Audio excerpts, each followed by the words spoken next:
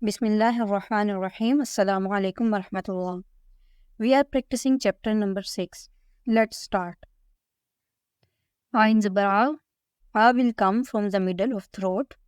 A. Ba zabar ba. Sin zabar sa. Abasa.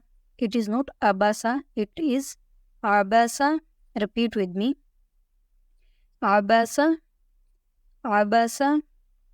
Next is Ain zabar A. Again, Ain will come from the middle of throat. A. Dal zabar da. Lam zabar la. Adala. It is adala, not adala. Adala. Repeat with me.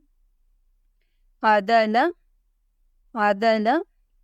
Next is Ain zabar A. Lam zabar la. Qaf double zer qiyan. We will do ikhfa because of tanween.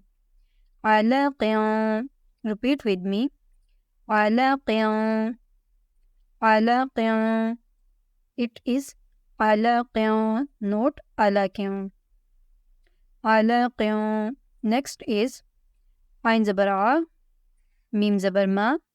Dal double zer diyan. Here we will do ikhfa because of tanween. Amadiyan. Again it is amadiyan, not amadiyan. Amadiyan. Repeat with me.